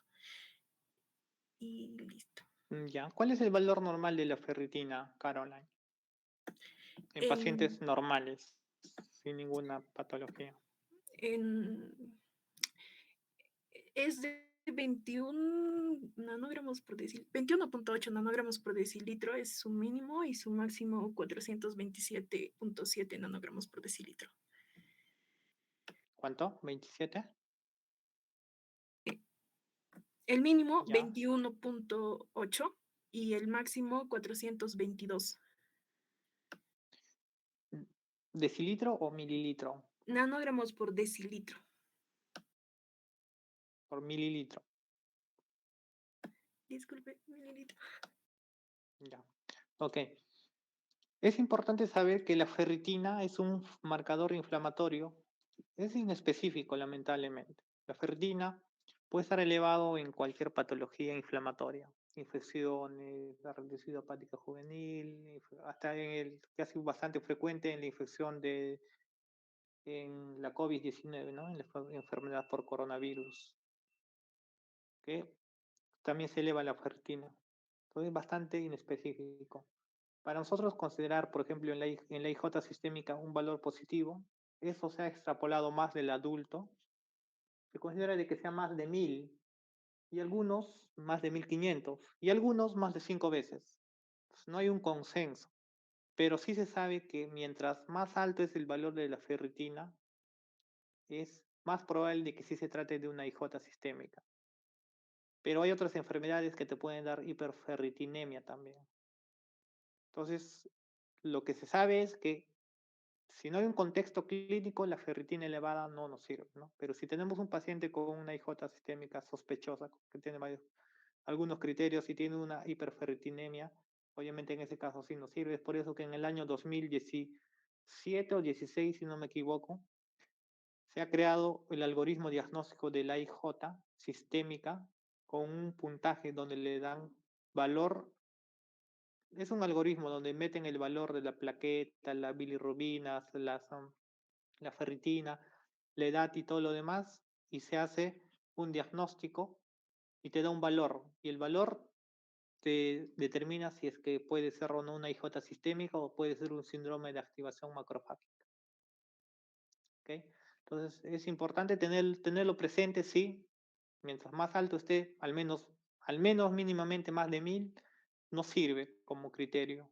No como criterio absoluto, pero sí nos da un puntaje más para el diagnóstico de las AIJ sistémicas y también para la enfermedad de Still del adulto. Shirley, ¿con qué enfermedades se tiene que o qué enfermedades se tiene que descartar para nosotros decir que tenemos una IJ sistémica? Tres de las más frecuentes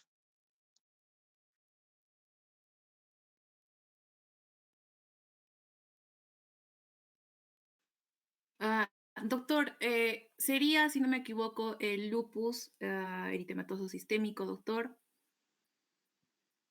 Am, otras dos. Bueno, esa es la que mencionaba más el libro, doctor, que mayormente a él se podría confundir con el lupus. Hay una que dijiste y que es bastante importante, las leucemias. Ya, las neoplasias malignas, doctor, las leucemias y los linfomas. La leucemia, las leucemias que mayormente se confunde con esta va a ser la leucemia linfoblástica aguda, doctor. Que tenemos que tener en cuenta esto, que se puede, bueno, esa, doctor, que puede debutar, bueno, eso, doctor, la leucemia linfoblástica aguda y Ok. la lupus eritematosa sistémica. Diego, Osvaldo, ¿cuál es el Sí, doctor. paciente típico, un paciente tipo de AIJ?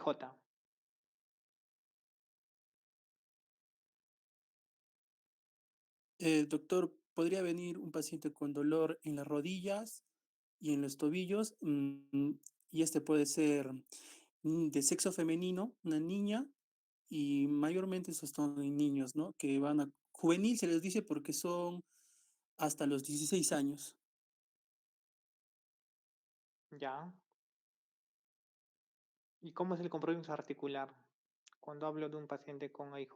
¿Qué se te viene a la mente? ¿Cómo usualmente viene un paciente con AIJ? Con dolor, este también va a presentar lo que es engrosamiento en lo que es la membrana sinovial y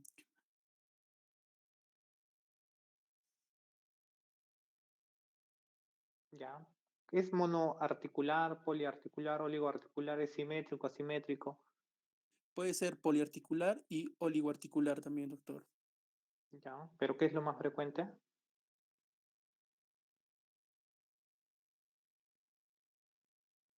¿Qué tipo de AIJ es la más frecuente?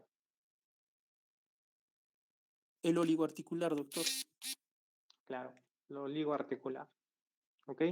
Entonces, cuando nosotros pensamos en un paciente con AIJ, AIJ es un término complejo, o sea, generaliza todas las enfermedades articulares, o sea, todas las artritis de menores de 16 años, ¿no? Y se llaman artritis idiopáticas juveniles, porque esas idiopáticas los subdividen en 7 grupos. De esas, la más frecuente es la oligoarticular, de lejos es la más frecuente. ¿Ok?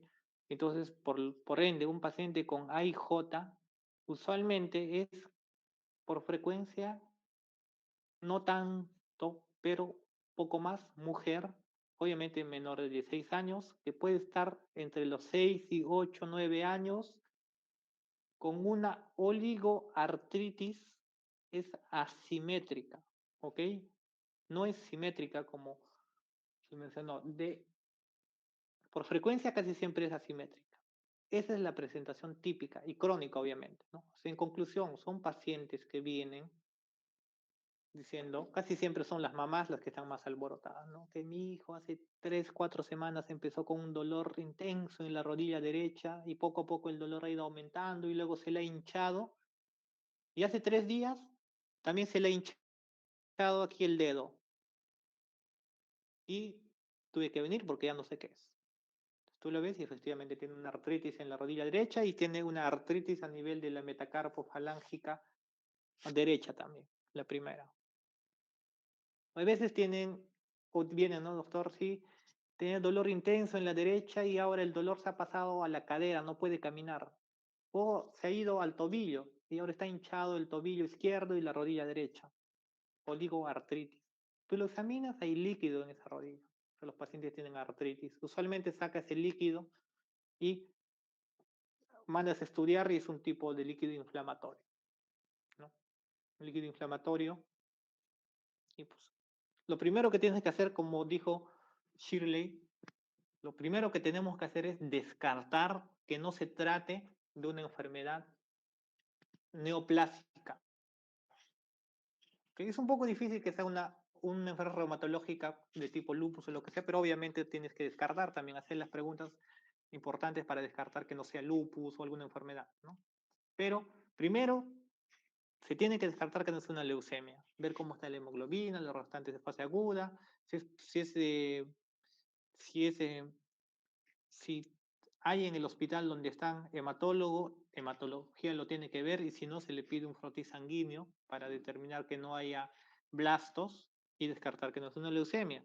Es más, después de dar el diagnóstico tienes que hacerle seguimiento por unos cuantos meses para ver que no haya ningún compromiso de las series hematológicas, porque muchos pacientes con leucemia debutan con artritis, con oligoartritis.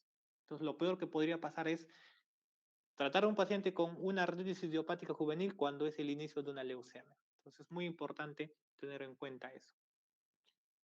Ahora, las poliarticulares ya son más fáciles de diagnosticar, ¿no? Tienen varios componentes. Se parecen a una artritis reumatoide, solo que es en niños. Es así. Es una artritis reumatoide, pero en niños. Antes se le llamaba incluso artritis reumatoide juvenil, a la forma poliarticular. Pero ahora se le llama AIJ, o sea, de artritis idiopática juvenil, AIJ poliarticular. Y esta puede ser con factor reumatoide negativo o positivo. ¿Ok? Entonces, es una artritis reumatoide más frecuente en manos, todo es igual que una artritis reumatoide.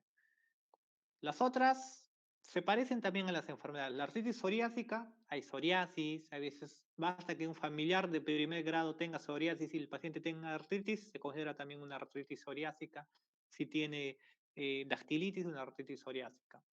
La asociada a entesitis, igual, van a estudiar para la próxima. ¿O quién expuso la parte de entesitis? Solange, ¿no? No, doctor, yo expuse y en ese rato, doctor, incluso le mandé una foto al delegado, se me fue el internet, doctor. Ya. Solange, ¿qué es? Bueno, ¿qué es entesitis? Para Solange y Pamela la pregunta.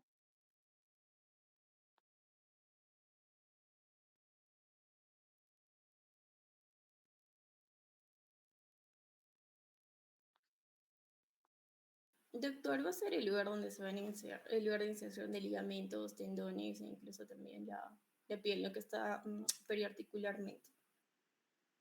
Claro, es el lugar de...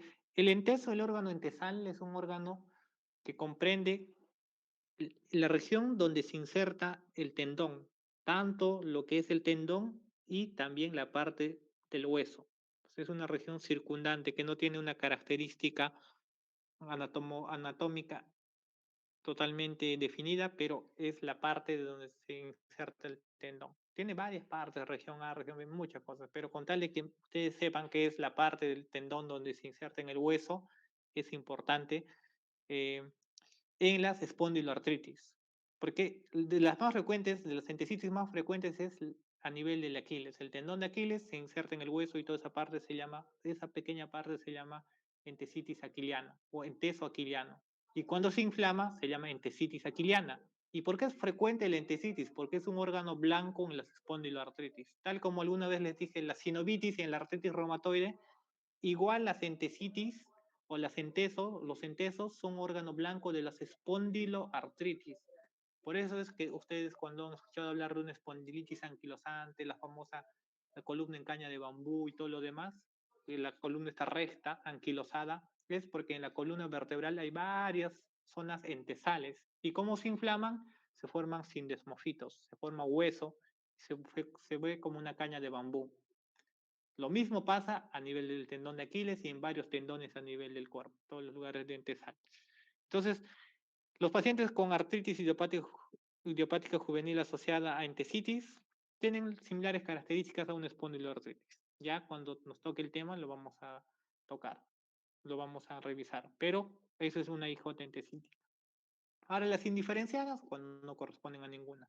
Un grupo especial de las AIJ, que no son las más frecuentes, pero sí son muy importantes, son las AIJ sistémicas. Las AIJ sistémicas difieren un poco de este grupo, incluso no pueden tener artritis muchas veces, porque el compromiso es más sistémico. Son pacientes que vienen con fiebre, con trombocitosis, leucocitosis, hacen 15.000 leucocitos, 20.000, trombocitos en 700.000, 400.000, ferritina elevada, y tienen algo muy peculiar, el rash asalmonado, ¿no? Que es como se ve en la foto. O sea, es un rash que tiene una característica particular. ¿Cuál es esa característica, Solange?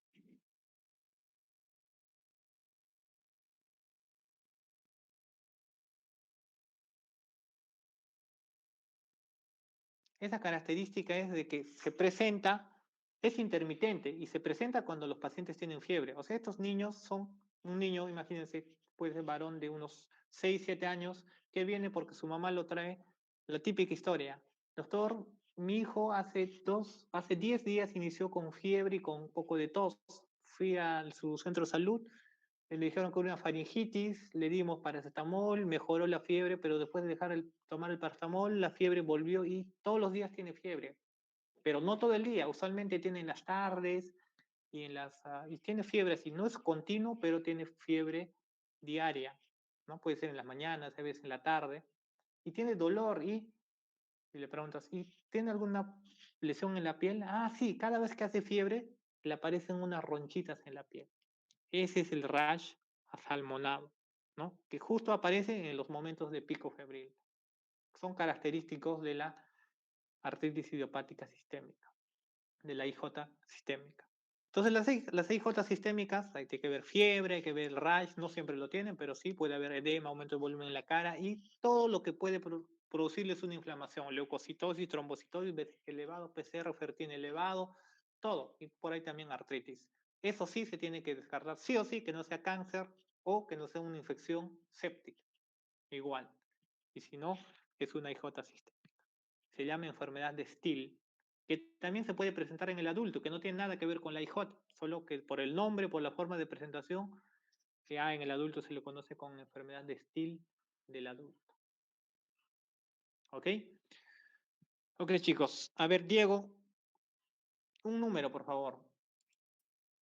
4. 4.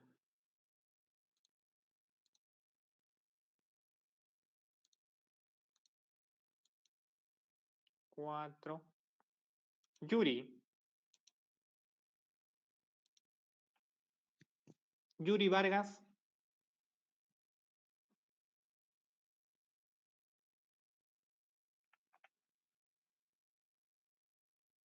Yuri Vargas Jurado.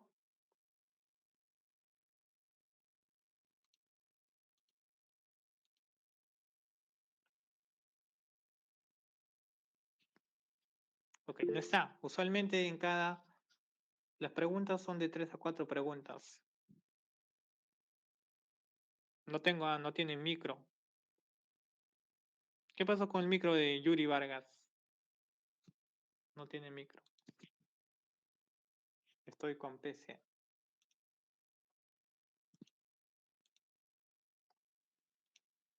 Yuri Omar.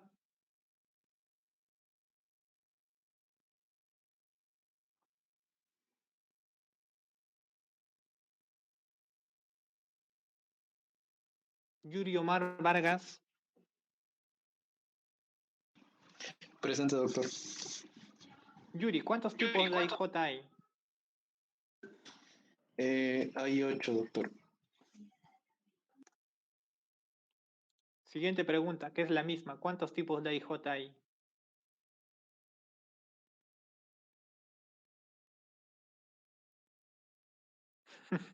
No vale el apoyo. ¿Quién le está? Diego, ¿quién está presentando las diapos? ¿Diego o no, Luisa? Sin ayuditas, Luisa. A ver, Yuri, ya te dije que no son 8.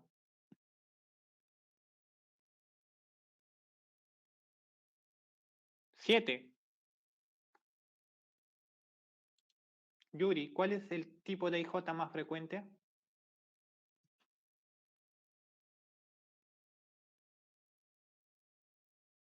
Yuri Omar.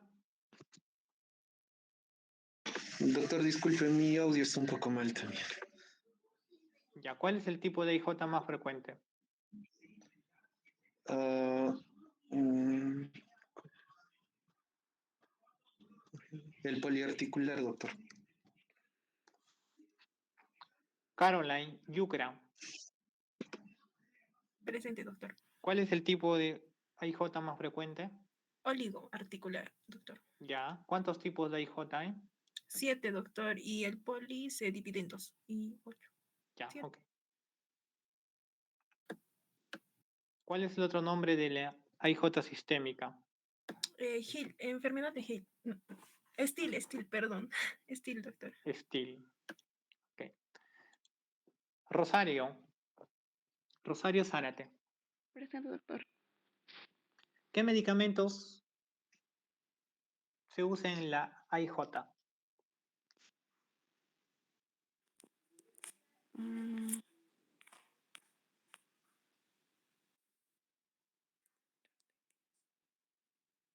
el metrodexate, doctor. Ya está bien. ¿Otro?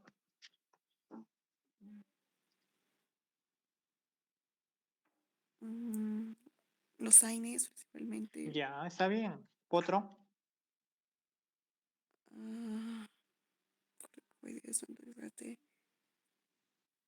el, La vieja confiable, lo que siempre usamos en cualquier paciente reumatológico,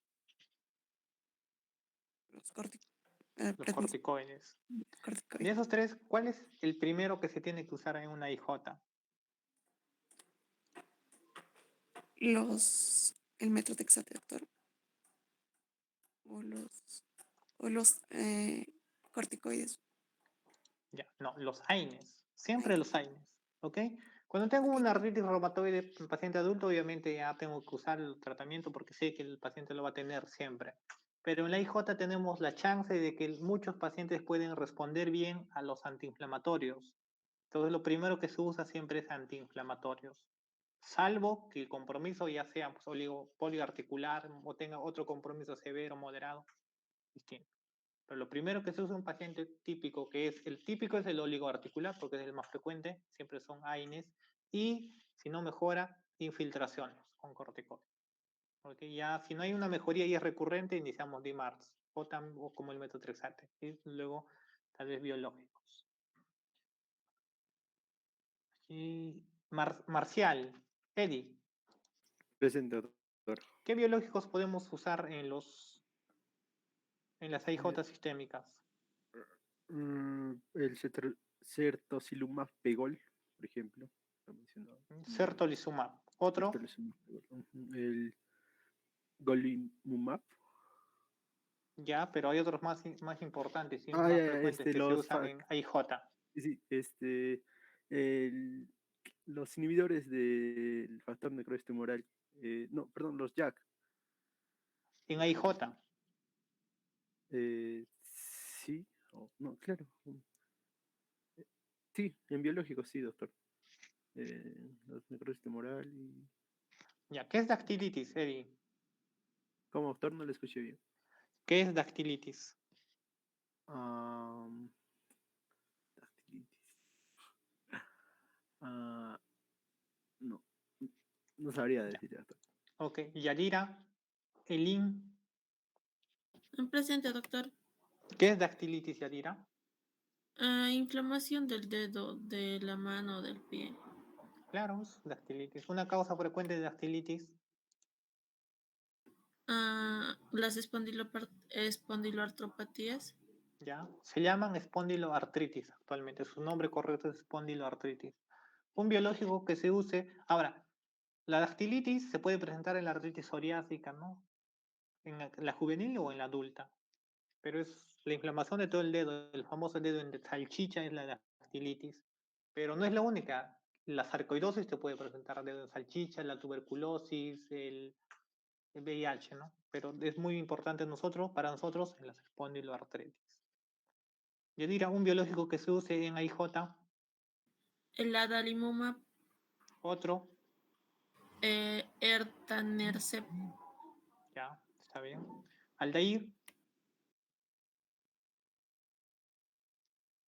Aldair, Reinaldo, Presente, doctor.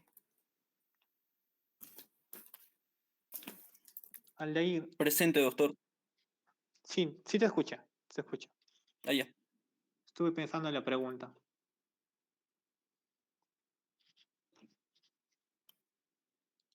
Otros medicamentos DIMARS sintético que se use en AIJ, Perdón, doctor. otro DIMARS sintético convencional que se use en AIJ, aparte del metrotexato, estaría mm, podría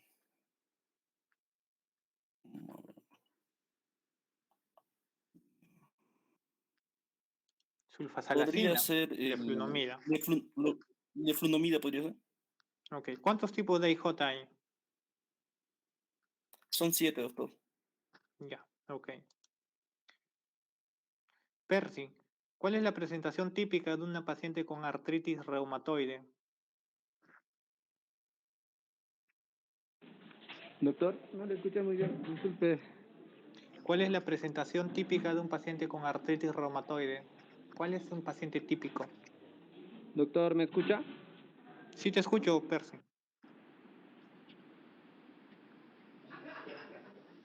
Ya, primero, un paciente con artritis reumatoide va a ser un paciente crónico. Generalmente va a ser mujer de 30 a 50 años. Las articulaciones en las que... Disculpe, doctor. Sí, continúa, continúa.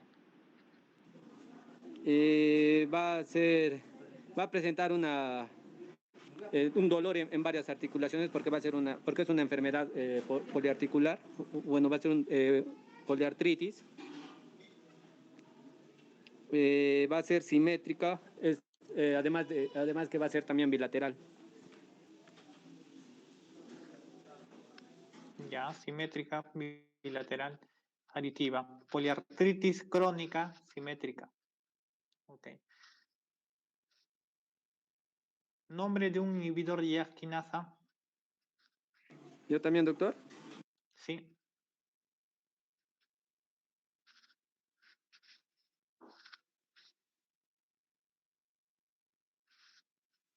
Catherine Pamela, nombre de un inhibidor de JAK quinasa.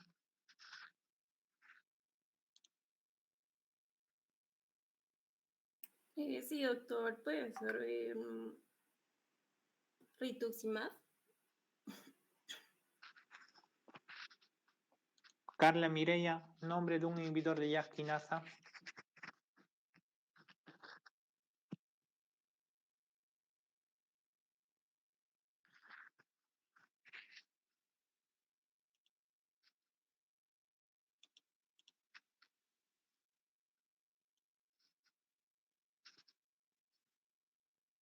Diana Alexandra.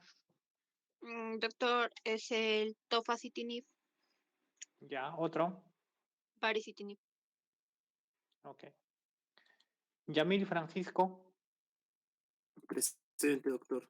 ¿Cuándo digo que es agudo o crónico un compromiso reumatológico? ¿Cuál es el tiempo de corte? Son 6 semanas, doctor. Ya.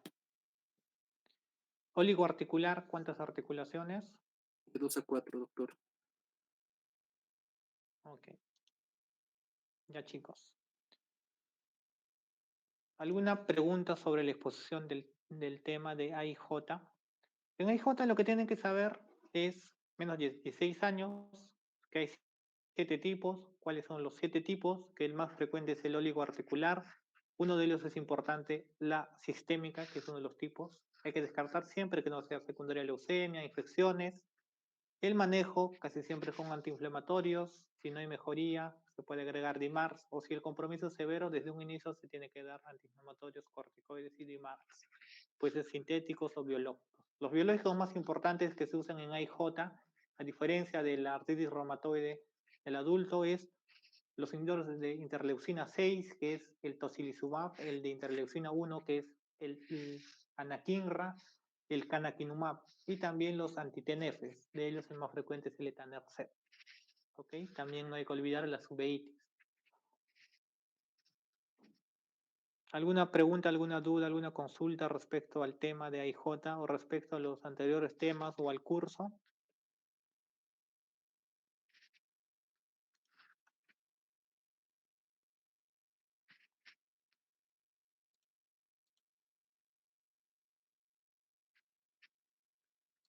Ok, chicos. Una sugerencia para todos. Me da la impresión, no todos, pero sí una gran parte, que no están atendiendo las clases de la exposición, ¿ok? Las exposiciones son importantes para que ustedes puedan tener los conocimientos básicos. No es lo mismo que lean un tema y lo lean en 2 horas, que lo pueden hacer. Pueden coger el tema de IJ y lo pueden leer en 2 horas. Y el conocimiento les va a durar una semana.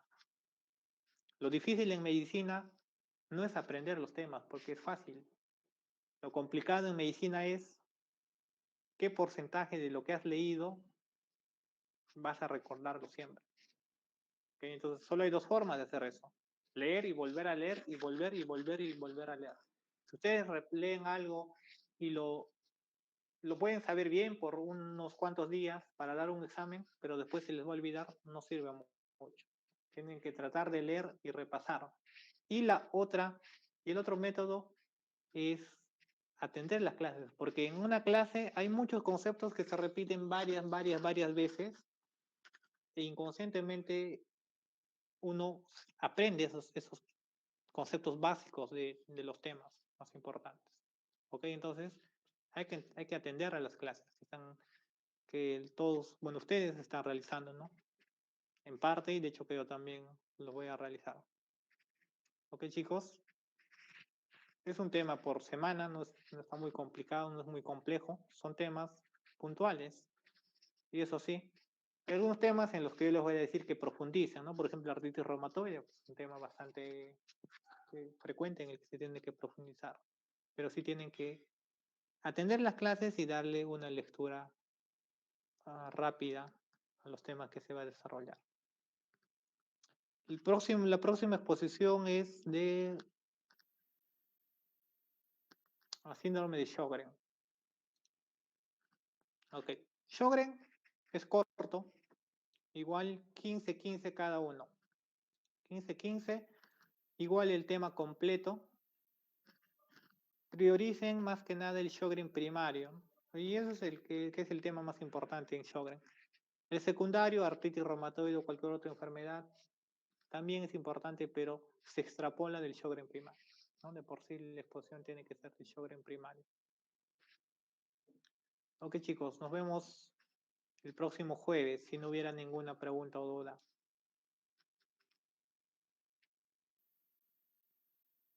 Hasta luego, doctor. Gracias, doctor. Gracias. Chicos, cuídense. Gracias, doctora. Gracias, doctor. Hasta el siguiente jueves. Gracias, doctor.